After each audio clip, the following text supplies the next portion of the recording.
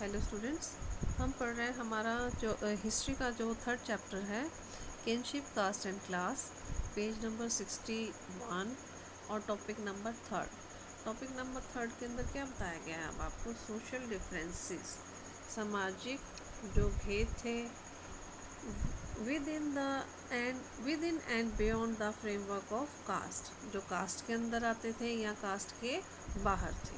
मतलब जो भी, सबसे पहले तो हम कास्ट जो था, कास्ट के बारे में पढ़ेंगे कि जो हमारी सोसाइटी थी उसको कितने भागों में डिवाइड किया गया था ब्राह्मण्स ने, ठीक है। और उसके बाद उनके अंदर क्या क्या डिफरेंसेस थे, चाहे वो कास्ट में रहने वाले लोगों के थे या कास्ट से बाहर थे। You are probably familiar with the term caste, तुम्हें कास्ट के बारे में तो पता ही है सबको, which refers to a set of hierarchical order social categories, जिसमें कि सामाजिक कैटेगरीज को बांटा जाता है, सोशल कैटेगरीज को। The ideal order was laid in the Dharmasutra and Dharmashastra. जो आइडल ऑर्डर है वो किसके अंदर लिखा गया कास्टिज्म का? धर्मसूत्रा में और धर्मशास्त्रा के अंदर। Brahmans claim that this order, जो ब्राह्मण्स हैं वो क्या इस ऑर्डर में क्या क्लेम करते हैं, क्या मानते हैं? इन विच दे वर रैंक्ड फर्स्ट, उन्होंने ब्राह्मण से क्या किया है, इस कास्ट सिस्टम में अपने आप को फर्स्ट नंबर पे रखा हुआ है। Divinely ordained while placing group classified as Shudra and untouchables at the very bottom of the social order. उन्होंने क्या किया, अपने आप को तो फर्स्ट नंबर पे रख लिया कि ब्राह्मण कौन से रैंक में आते हैं, फर्स्ट सबसे ऊंचे। ये मतलब कि देवियों अपने आप को देवता समझते थे कि देवताओं ने ये जो है, हम देवताओं का रूप है। और जबकि जो शूद्र थे उन और अनटचेबल थे, उनको एकदम से बॉटम में रखा हुआ था सोशल कैटेगरीज के। Positions with in the order were supposedly determined by birth, और जो ये पोजीशंस इस ऑर्डर की वो क्या मतलब कि मानी जाती थी, क्या बताया जाता था कि ये बाय बर्थ है, भाई तुम्हारा जन्म यहाँ हुआ है तो इसलिए तुम्हारी ये पोजीशन इसके अंदर है, इस कास्ट में तुम हो। मेनली क्या था, सिंपल सी बात है कि जो ब्राह्मण से इन्होंने सोसाइटी को 4 भागों में डिवाइड किया हुआ था। पहला जो भाग था, पहले नंबर पे ब्राह्मण अपने आप को रखते थे, सेकंड नंबर पे थे क्षत्रिय, और थर्ड नंबर पे थे वैश्य, और फोर्थ नंबर पे आते थे शूद्र। ठीक है, आपको ये याद रखने, 4 वर्ण हैं, 4 वर्ण आपको याद रखने हैं। फर्स्ट नंबर पे ब्राह्मण, सेकंड नंबर पे क्षत्रिय, थर्ड नंबर पे वैश्य और फोर्थ नंबर पे शूद्र। अब हम पढ़ेंगे 3.1 द राइट ऑक्यूपेशन। उचित सही ऑक्यूपेशन क्या था, मतलब कास्ट के अकॉर्डिंग ही जो ऑक्यूपेशन बताए गए हैं वो। Dharmasutra and Dharmashastra also contain rules about the ideal occupation of the 4 categories of varna. ये जो वर्ना की 4 कैटेगरीज थी, इनके लिए सही ऑक्यूपेशंस क्या हैं वो धर्मसूत्र और धर्मशास्त्र के अंदर बताए गए हैं। Brahmans were suppose to study and teach the Vedas. अब ब्राह्मण क्या थे भाई, ये पढ़ेंगे और वेदों को सिखाएंगे, टीच करेंगे, perform sacrifices and get sacrifices perform, जो इतनी भी मतलब कि सेक्रीफाइसेस हैं, पूजा वगैरह है वो करवाएंगे, और उसके बाद क्या है, यज्ञ वगैरह करवाएंगे, and give and receive gifts, और ये जो भी दान दक्षिणा है वो ये सब लेंगे। क्षत्रिय वर टू एंगेज इन वॉरफेयर। अब जो क्षत्रिय थे क्या था भाई, जो लड़ाइयों के काम है वो उनसे जुड़े रहेंगे, लड़ाइयाँ जो देश के लिए करनी है, राज्य के लिए करनी है। प्रोटेक्ट पीपल, लोगों को बचाएंगे। एंड एडमिनिस्ट्रेटर जस्टिस, और जो भी एडमिनिस्ट्रेट करेंगे इसको, जस्टिस को। स्टडी द वेदास, वेदास को पढ़ेंगे। गेट सेक्रीफाइसेस परफॉर्म, और जो भी ये जो है यज्ञ वगैरह है ये करवाएंगे। एंड मेक गिफ्ट्स, और दान दक्षिणा देंगे।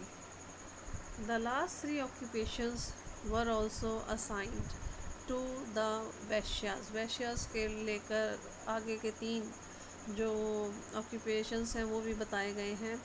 अब who were in addition expected to engage in agriculture, अब उनसे उम्मीद की जाती थी कि वो एग्रीकल्चर में, पेस्टोलिज्म में, व्यापार में जुड़े। शूद्रास वर असाइंड ओनली वन ऑक्यूपेशन। अब शूद्र के लिए क्या था कि शूद्र सिर्फ एक ही ऑक्यूपेशन से जुड़ेंगे, क्या था वो, that of serving of the 3 higher varna. ये जो इससे ऊपर जैसे फोर्थ स्टेटस था इनका शूद्रास का चौथे नंबर पे थे, तो इससे पहले के 3 जो वर्ण हैं, कौन कौन से थे पहले के 3, जो ब्राह्मण, क्षत्रिय और वैश्य, उनको सर्व करेंगे, उनको अपनी सेवाएं प्रदान करेंगे। The Brahmans evolved 2 or 3 strategies for enforcing these norms।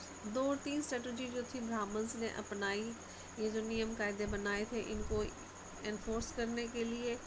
One as we have just seen, जैसा कि हमने अभी देखा है, was to assert that the Varna order was of divine origin।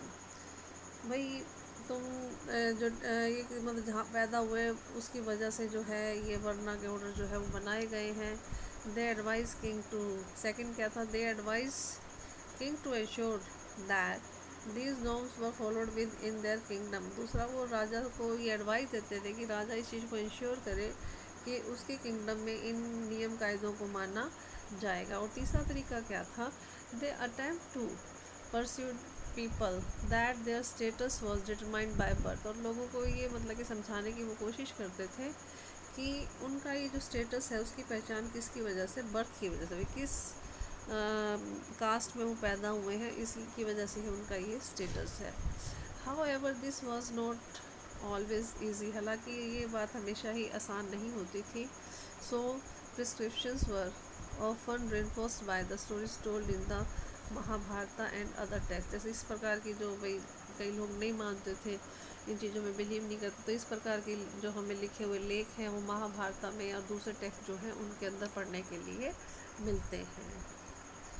Next page 3.2 non Kshatriya king. अब देखो यहाँ इन्होंने क्या बताया था, जैसे कि हमने पढ़ा है ब्राह्मण तो क्या थे, जो पूजा पाठ है वेद पढ़ेंगे, इन सब के लिए परफॉर्म सेक्रीफाइसेस जो भी हैं वो करेंगे। सेकेंडली था क्षत्रिय जो है वो राजा का काम संभालेंगे। लेकिन अब बहुत सारे ऐसे राजा हुए जो नॉन क्षत्रिय थे, क्षत्रिय वंश से उनका कोई संबंध नहीं था। According to the Shastras only Kshatriyas could be king. अब अगर शास्त्रों की बात करें तो क्या था कि सिर्फ जो क्षत्रिय हैं वही राजा बन सकते थे। However, several important ruling lineages probably had different origin। हालांकि बहुत सारे जो राजा थे, शासक वर्ग जो था वो डिफरेंट ओरिजिन का था, मतलब ज़रूरी नहीं था कि वो क्षत्रिय ओरिजिन के थे, वो डिफरेंट लोग भी थे।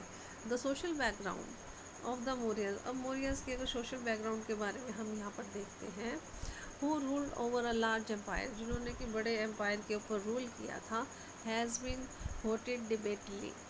अब उन पर बहुत ही गर्मा गर्म बहस जो है मौर्यंस पे की जाती है। While later Buddhist text suggest they were Kshatriya. बाद में हालांकि जो बुद्धिस्ट टेक्स्ट थे उन्होंने उनको क्षत्रिय बताया था। Brahmanical text describe them as being of low origin, जबकि ब्राह्मणिकल जो टेक्स्ट है उन्होंने मौर्यस को लो ओरिजिन का बताया था। अब यहाँ पे है शुंगास और कनव वंश है, राजवंश है शुंगास और कनव के जो वंश के जो राजा थे। The immediate successor of the Maurya, जो कि मौर्यस के एकदम बाद में राजा बने थे, वर ब्राह्मण्स। ये लोग क्या थे, ब्राह्मण से। अब देखो स्टार्टिंग में हमने क्या पढ़ा है, ब्राह्मण क्या करेंगे, यज्ञ करेंगे, वेद पढ़ेंगे, लेकिन राजा तो नहीं बनने का कहीं पे भी लिखा हुआ। लेकिन यहाँ पे जो शुंगास और कन्वास आए हैं जो मौर्यस के एकदम बाद में राजा बने थे, तो क्या था, वो लोग ब्राह्मण थे। तो ठीक है, तो अब वही बात बताई गई है कि बहुत सारी ऐसी स्टोरीज मिलती हैं कि जो हमें ये बताती हैं कि कुछ लोग इनके अपोज भी काम करते थे, वर्णों के अकॉर्डिंग नहीं चलते थे। In fact political power was effectively open to anyone. अब हालांकि यहाँ पे क्या कह रहे हैं कि जो राजनीतिक पावर थी वो ओपनली और इफेक्टिवली किसके लिए ओपन रहती थी, anyone who could muster support and resources, जो इकट्ठा कर सकता था लोगों का सपोर्ट, बहुमत, मतलब कि ज़्यादातर लोगों का सपोर्ट इकट्ठा कर सकता था, या जो रिसोर्सेज होते थे जो उनको इकट्ठा कर सकता था।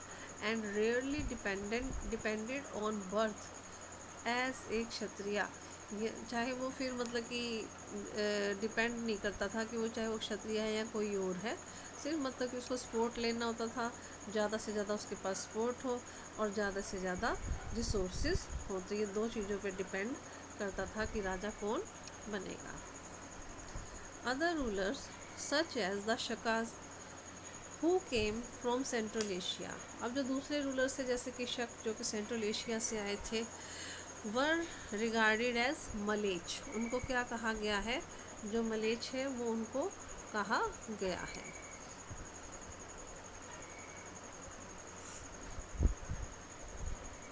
बारबेरियन और आउटसाइडर, बाई बारबेरियन कहा गया है उनको या फिर आउटसाइडर्स कहा गया है, किसके द्वारा, ब्राह्मण्स के द्वारा।